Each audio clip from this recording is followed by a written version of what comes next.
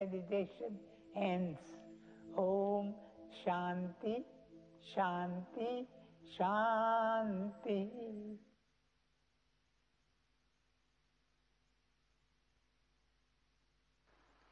दादा श्याम एक नई दुनिया में थी आयासीं असां सभु हाणे एहसास थे तो महसूस थे तो हाँ या न हाणे दादाजीअ जो जेको 100th बर्थडे आहे उन जो असां लोगो लॉन्च करे रहिया आहियूं. Are you all ready?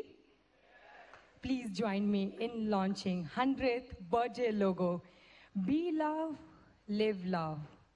दादा जेके आहिनि असांखे सिख्या ॾिनी आहे ज़िंदगीअ में हर हिकु प्रॉब्लम दादा जेकी फेस कई आहे सिख्या ॾिनी आहे कि हूअ प्यार सां with love he has handled all the situation. So be love, live love. दादा पंहिंजी सॼी ज़िंदगी जेकी आहे प्यार सां कटी आहे त तव्हां बि जेके आहिनि हिन थॉट सां गॾु असां लॉन्च करे रहिया आहियूं दादास 100th birthday. Let's welcome.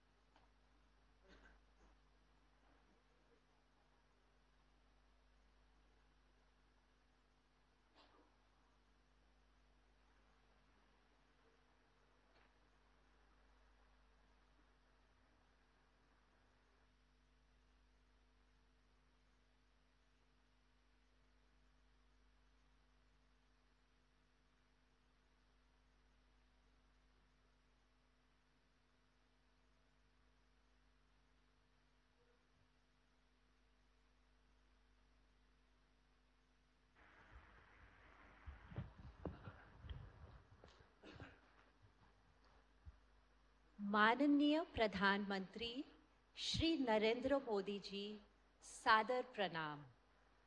Sadhu Vaswani mission की ओर से मैं आपका हार्दिक अभिनंदन करती हूँ और तहे दिल से प्रेम तथा स्नेह से आपका स्वागत करती हूँ.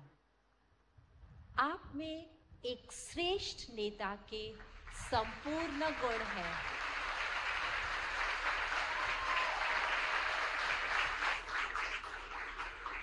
Your vision, your leadership, your tireless efforts have taken India to a level of excellence of reforms and initiatives. इसलिए आज आपका नाम विश्व के कदादर नेताओं में गिना जा रहा है. अपने व्यस्त जीवन से आपने हमारे लिए समय निकाला, जिसके लिए हम आपके बहुत बहुत आभारी हैं. हम एक आशा करते हैं अगले वर्ष प्यारे दादा के जन्म शताब्दी के उत्सव पर आप स्वयं हमारे साथ होंगे और हम इकट्ठे होकर पूज्य प्यारे दादाजी की जन्म शताब्दी मनाएंगे। What a momentous occasion it will be. Dada, beloved Dada, words are inadequate to describe you. आपकी प्रेम की डोर ने हम सबको बांध रखा है। We all live selfish lives. I want something for myself all the time. It is only you who lives for others. You place your happiness above our happiness. You give ceaselessly, dear Dada. You are never tired of giving, and you give without expecting anything in return. You give of your time, you give of your energy, you give of your wisdom, and you give us the pure love of your heart. Calm, serene, and peaceful do we all feel when we are with you, beloved Dada. Revitalized and uplifted we all feel when we are with you, our most dear Dada. Absolute love, pure bliss we all feel, don't you, when we all are with Dada. Dada, it's just the magic of your love. Thank you for always being with us.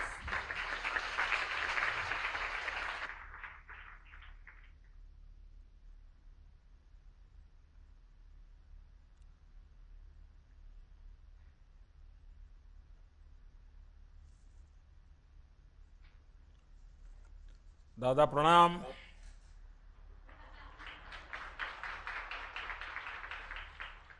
वहां उपस्थित सभी महानुभावों को भी मेरी तरफ से प्रणाम।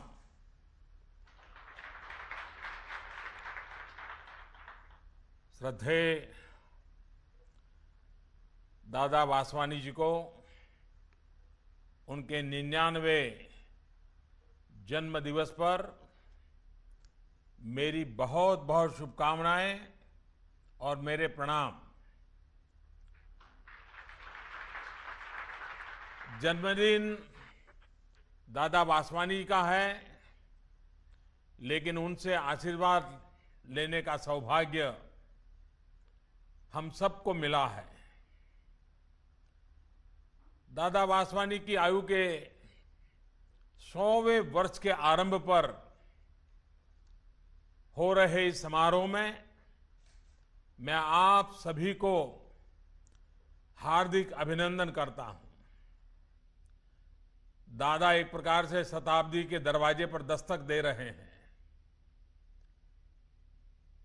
दादा वासवानी के लाखों भक्तों के लिए उनकी निर्मल और निश्चल मुस्कान चिर परिचित है। उनकी सरलता, सहजता का अनुभव आप सबकी तरह मुझे भी हुआ। करीब 27 वर्ष पूर्व यूनाइटेड नेशंस का एक वर्ल्ड रिलीजन कॉन्फ्रेंस में अमेरिका में मैं दादा के साथ था। उनसे निकट रहने का अवसर मिला। अनेक विषयों पर विचार विमर्श करने का अवसर मिला। राष्ट्र निर्माण, सामाजिक कर्तव्य, न जाने कितने कितने विषयों पर बातें हुई। 2013 में जब मैं गुजरात में मुख्यमंत्री था तो पुणे में साधु वासवानी कॉलेज ऑफ नर्सिंग का लोकार्पण दादा के साथ मिलकर के करने का मुझे अवसर मिला था। इस आयु में भी उनका प्यार इतना रहा कि पिछले वर्ष वो स्वयं दिल्ली आए, मेरे निवास स्थान पर आए और फिर एक बार उनसे समाज के अनेक महत्वपूर्ण विषय, शिक्षा हो, स्वास्थ्य हो, काफी देर तक उनसे बातें करने का मुझे सौभाग्य मिला। अच्छा होता आज मुझे रूबरू होकर आपसे मिलने का अवसर मिलता, जन्मदिन समारोह का मैं भी हिस्सा बनता। लेकिन जैसा अभी मुझे निमंत्रण दिया गया कि शताब्दी के जन्मदिन पर मैं मौजूद रहूं, मुझे खुशी होगी उस समय मुझे आने का अवसर मिले और आप सबके बीच बैठ करके दादा की 100 साल की जो जीवन यात्रा है, उनका जो तपस्या रही है, प्रेम भरा उनका जो जीवन रहा है, उस अवसर को आप सबके साथ मिलकर के मनाने का सौभाग्य मुझे भी मिले। लेकिन मैं आपके निमंत्रण के लिए आपका आभारी हूं। साथियों, दादा वासवानी का व्यक्तित्व हमारी संत परंपरा का एक पड़ाव है, एक अगली कड़ी है। उस आध्यात्मिक यात्रा को उन्होंने अपने जीवन कार्य के द्वारा, अपने प्रेम भरे संदेश के द्वारा उन्होंने जी करके दिखाया है। जब भी मैं उनसे मिलता हूं, उनके व्यक्तित्व में एक संतोष, विनम्रता और प्रेम की वास्तविक शक्ति का जीवंत अनुभव उनको मिलने वाला हर कोई कर सकता है। दूसरों पर अपना सर्वस्व न्यौछावर करने की प्रवृत्ति दादा वासवानी के जीवन का आधार रही है। दादा वासवानी की एक बात मुझे याद आती है। वो हमेशा कहा करते हैं, आप जितना भला कर सकते हैं करें, आप जितने लोगों का भला कर सकते हैं करें, आप जितने प्रकार से भला कर सकते हैं करें, और जितनी ज्यादा बार भला कर सकते हैं जरूर करें। दादा वासवानी के ये दिव्य वचन संपूर्ण मानवता के सशक्तिकरण का मार्ग खोलते हैं। हमारे समाज में कितने ही दिन दुखी, गरीब, दलित, पीड़ित, शोषित, वंचित हैं, वो अपनी स्थिति बदलने के लिए जूझ रहे हैं, संघर्ष कर रहे हैं, परिश्रम कर रहे हैं। साधु वासवानी मिशन इन्हें आगे बढ़ने के लिए, उनकी जिंदगी आसान बनाने के लिए बरसों से प्रयत्नशील है। मैं उनका हृदय से अभिनंदन करता हूं। साथियों, मुझे बहुत प्रसन्नता है कि आप सभी के द्वारा आज इस उत्सव की शुरुआत की जा रही है। मैं आज विशेष रूप से उस विषय पर बात करना चाहता हूं जिस पर 2 दिन पूर्व दादा ने अपनी चर्चा में खास करके युवा पीढ़ी को बताया था, और विषय था मेक द राइट चॉइस। मैं समझता हूं यह विषय आज के संदर्भ में ये बहुत ही प्रासंगिक है, बहुत ही सार्थक है। जीवन में सही और गलत विकल्प के बारे में दादा वासवानी ने कितने सुंदर विचार रखे, मैं उन्हें आज दोहराना चाहता हूं। दादा ने कहा, सही विकल्प चुनने के लिए हमें अपनी चेतना को शांत कर लेना चाहिए, हमें अपनी भावनाओं को शांत रखना चाहिए, हर तरफ ईश्वर को उपस्थित मान करके खुले हृदय से विचार करने पर हम सही विकल्प चुन सकते हैं। जीवन का प्रत्येक अनुभव हमें एक शिक्षा देता है। ये हम पर है कि हम वो शिक्षा किस तरह लेते हैं। आज के नौजवानों को दादा वासवानी की इन बातों से प्रेरणा लेनी चाहिए। जीवन पथ पर व्यक्ति को हमेशा ऐसी परिस्थितियों से दो चार होना होता ही है। कभी कभार इंसान सोचता है कि मैं अकेला हूं। मैं हमेशा कहता हूं कि कोई कभी अकेला नहीं होता है, उसके साथ +1 होता है, जिसको आप देख नहीं पाते हैं, जिसको कभी देखा भी नहीं है, लेकिन जिसका स्मरण मात्र आपके भीतर एक चेतना जगा देता है, वो ईश्वर का कोई न कोई रूप हर पल आपके साथ होता है और वही आपकी अपनी शक्ति को अनेक गुना बढ़ा देता है। और इसलिए कोई अकेला नहीं होता है। और इसलिए जब भी, जैसे दादा ने कहा कि जब भी निर्णय करें, ईश्वर को साक्ष्य मान करके करें। हम भी हर पल सोचे, हम अच्छा करते हैं तब भी अकेले नहीं है, बुरा करते हैं तब भी अकेले नहीं है, कोई न कोई हमारे साथ है। आज समाज में व्याप्त तमाम बुराइयों की बड़ी वजह भी यही है कि सही और गलत को जानते हुए भी कुछ लोग गलत का विकल्प चुन लेते हैं। महाभारत में भली भांति कहा गया है, दुर्योधन कहा करता था कि जानामि धर्मम न च मे प्रवृत्ति। धर्म क्या है, अधर्म क्या है, सब मैं जानता हूं, मुझे समझ है, मैं भेद कर सकता हूं, लेकिन मेरी प्रवृत्ति ऐसी है कि मैं अधर्म ही करूंगा।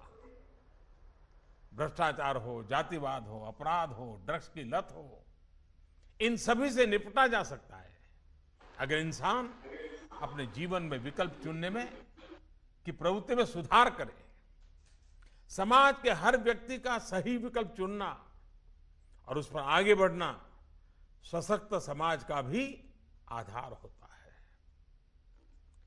साथियों, ये बहुत सुंदर संयोग है कि इस वर्ष ही चंपारण सत्याग्रह के 100 वर्ष पूरे हुए हैं। महात्मा गांधी के किया गया आरंभ का ये पहला सत्याग्रह था और चंपारण सत्याग्रह से माध्यम से महात्मा गांधी ने न सिर्फ देश को सत्याग्रह की शक्ति से परिचित कराया, बल्कि सामाजिक बुराइयों से लड़ने के लिए जन भागीदारी को भी एक मजबूत मंत्र के रूप में स्थापित किया था। चंपारण सत्याग्रह के शताब्दी वर्ष को सरकार स्वच्छाग्रह के रूप में मना रही है। गांधी का मंत्र था सत्याग्रह, आजाद हिंदुस्तान के लिए आवश्यक है स्वच्छाग्रह। दादा वासवानी का आशीर्वाद स्वच्छाग्रह को और ताकत देगा। ये महात्मा गांधी के अधूरे सपने को पूरा करने में सहायक होगा। स्वच्छ भारत अभियान देश में अनेक जन आंदोलन की तरह आज आगे बढ़ रहा है। 2 अक्टूबर 2014 जब ये अभियान शुरू किया गया था तो देश में ग्रामीण स्वच्छता का दायरा 40% से भी कम था। आज ये बढ़कर करीब करीब 70% तक पहुंचने लगा है। एक बहुत ही स्वस्थ परंपरा भी शुरू हुई। गांवों, जिलों, राज्यों में खुद को खुले में शौच से मुक्त घोषित करने की एक तंदुरुस्त स्पर्धा चल पड़ी है। अब तक देश के 2,17,000 गांव खुद को खुले में शौच से मुक्त घोषित कर चुके हैं और मैं इसे सबसे बड़ा विमेन एम्पावरमेंट का काम मानता हूं। देश के 5 राज्य हिमाचल प्रदेश, हरियाणा, उत्तराखंड, सिक्किम और केरल, ये वो राज्य हैं जो पूरे राज्य एक प्रकार से खुले में शौच से मुक्त हो चुके हैं। आप सभी लोग शिक्षा के क्षेत्र में, महिला कल्याण के क्षेत्र में, स्वास्थ्य के क्षेत्र में बहुत कुछ कर रहे हैं। स्वच्छाग्रह में आपका ज्यादा योगदान लोगों को शिक्षित भी करेगा और उनका स्वास्थ्य भी सुधारेगा। मैं आज इस कार्यक्रम के माध्यम से देश के प्रत्येक समाज सेवी संगठन से एक अपील भी करना चाहता हूं।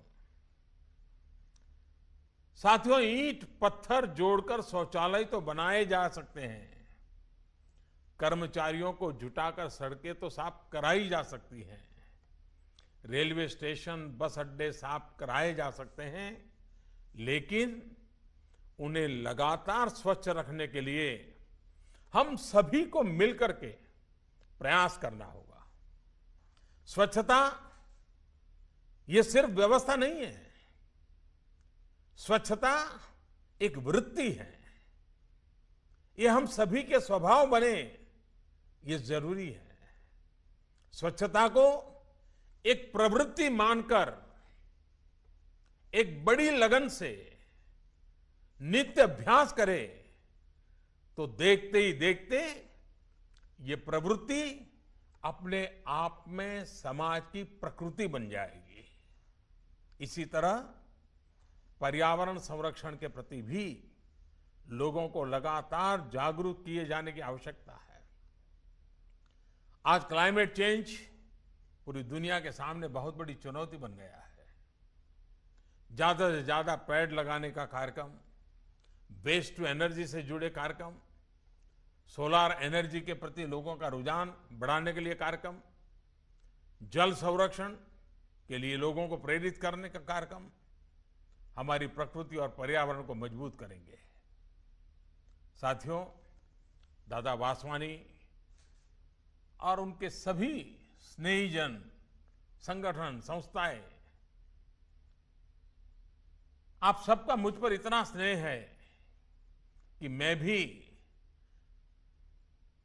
खुद को अपनों के बीच मानता हूं और कभी खुलकर के अपनी बात भी बता देता हूं, और कभी कभी तो लगता है जैसे मैं कुछ अधिकार भाव से कह रहा हूं, लेकिन वो प्रधानमंत्री के रूप से नहीं कर रहा हूं। दादा का प्यार इतना है कि उनके एक स्वजन के रूप में आपसे मुझे कुछ आग्रह करने का मन करता है। और मैं चाहूंगा कि हमारा देश 2022 में, आज से 5 साल के बाद, स्वतंत्रता के 75 वर्ष मनाएगा। दादा वासवानी तो स्वयं स्वतंत्रता आंदोलन के साक्षात गवाह रहे हैं।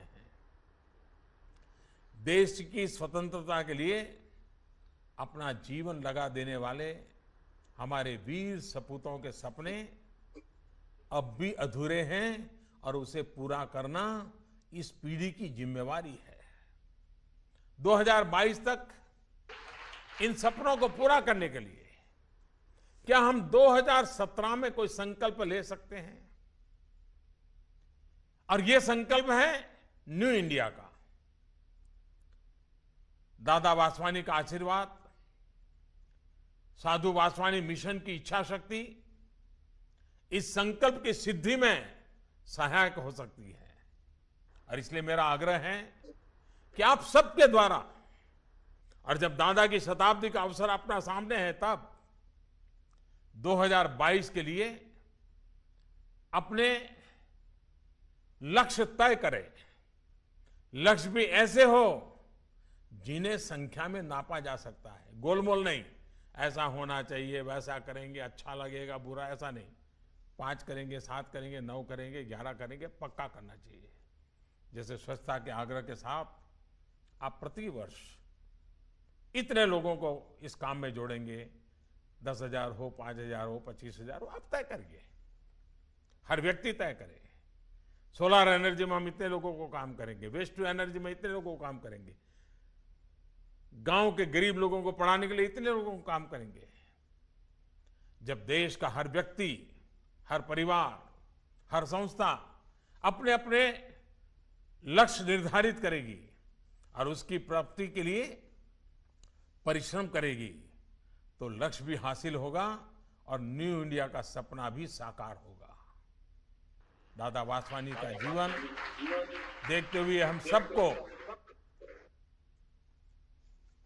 हम सब जो उनको प्यार करते हैं और जिन्हें वो प्यार करते हैं, ये शताब्दी हम कैसे बनाएंगे, ये हमें तय करना होगा। और अभी अभी आपने लोगो प्रस्तुत किया है। बहुत अच्छे भाव जो दादा को जो मिलेगा वो अनुभव करता है। दादा जिस प्यार से, नम्रता से बात करते हैं, कभी कभी हम भी गुमराह हो जाते हैं कि दादा जितना प्यार कर रहे हैं, जितना अपने लिए बोल रहे हैं हम लोगों के लिए, क्या सचमुच में हम ऐसे हैं क्या? क्योंकि दादा हर एक के लिए अच्छा ही बोलते हैं, वो अच्छा ही सोचते हैं।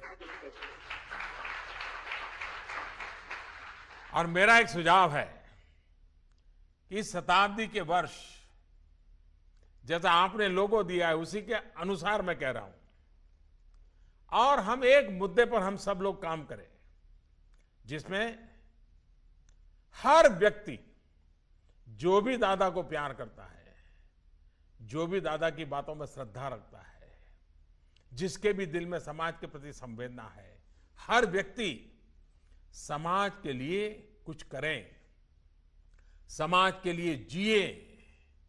और मुझे विश्वास है कि दादा वासवानी की तपस्या का यही सबसे बड़ा शताब्दी मनाने का एक कार्य होगा हमारे लिए। दादा वासवानी की शिक्षाओं से हमें निरंतर इस लक्ष्य की प्राप्ति की प्रेरणा मिलेगी। उनका आशीर्वाद हम सभी पर ऐसे ही बना रहे, इसी कामना के साथ मैं अपनी बात समाप्त करता हूं। एक बार फिर आप सभी को बहुत बहुत शुभकामनाएं देता हूं, दादा को प्रणाम करता हूं और उनका उत्तम साथ और उनकी प्यारी सी मुस्कान, आज इस उम्र में भी बालक जैसा सहज उनकी मुस्कान हम सबको प्रेरणा देती रहे। इसी एक भाव के साथ मैं अपनी बात को समाप्त करता हूं। आप सबका बहुत बहुत धन्यवाद।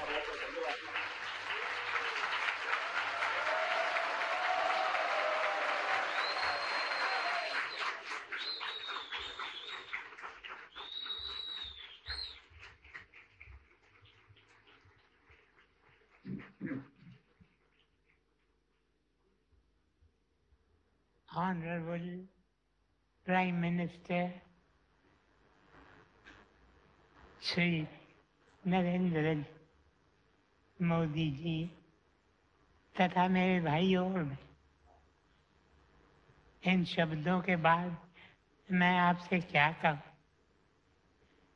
After having listened to these words of our great leader, perhaps the greatest in the world today,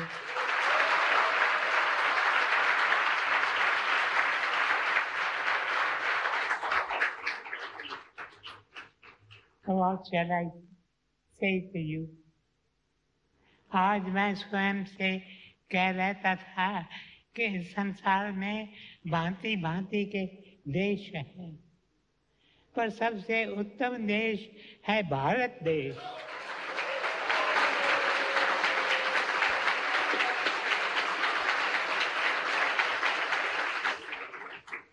हम भारतवासी कितने भाग्यशाली हैं जो हमें श्री नरेंद्र मोदी जैसे प्रधानमंत्री मिले हैं।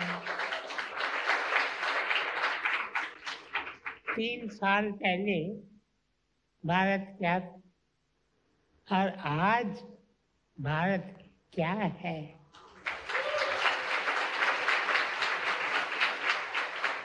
इन 3 वर्षों में आपने जन धन योजना, स्वच्छ भारत अभियान, मेक इन इंडिया जैसे योजनाएं चलाई हैं और इनका प्रभाव भी दिखाने दे रहा है। हम अपने घर, गलियां, गांवों तथा शहरों को जरूर साफ करें। साथ ही साथ हमें अपने संतस को भी साफ करना है। हमें अपने अंदर की सारी नेगेटिव भावनाओं को निकालकर अपने दिल में प्रभु प्रेम की ज्योति जलानी है और सारे विश्व में इसे फैलाना है। आज मैं मोदी साहब को बार बार नमन करता हूँ और सभी भारतवासियों के ओर से धन्यवाद कहता हूँ।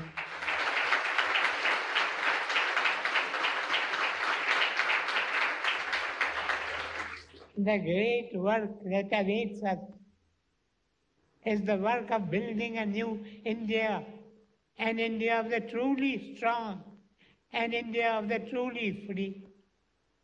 भारत को नया बनाना, उसे सच्ची आजादी दिलाना, शक्तिशाली बनाना, पॉलिटिक्स से देश नहीं बनता। देश बनता है सही शिक्षा से।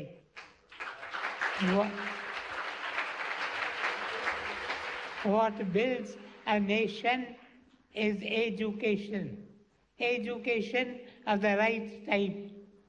हमें ऐसी एजुकेशन चाहिए जो हमें ये सिखाए कि life is larger than livelihood.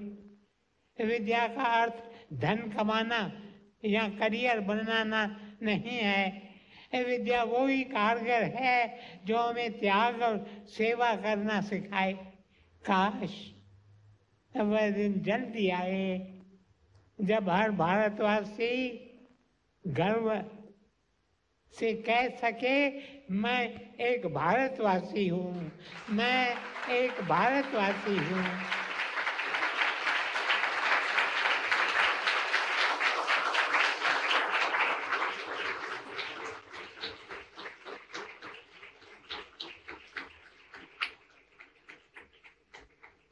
आज हमारी सबसे बड़ी जरूरत भारत की रेपुटेशन भी भारतवासियों पर निर्भर है। मुझ पर, आप पर, एक एक व्यक्ति पर निर्भर है। इसलिए हम में से एक एक को चाहिए कि वह अपने जीवन में भारत के प्राचीन ऋषियों मुनियों के आदर्शों, सत्य, प्रेम, सेवा, करुणा तथा बलिदान की साक्षी दे।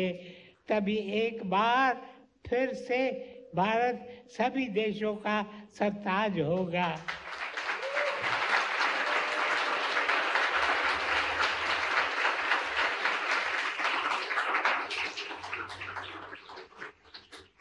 भांत भांत के देश पर मेरा भारत देश महान। सेवा करो, सेवा करो, ऊंची होगी भारत की शान।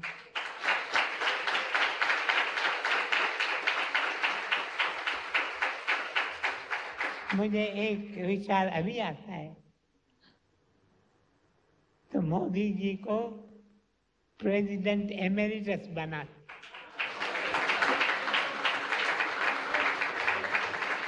He should be the emeritus for all time. I bow down to him. I think his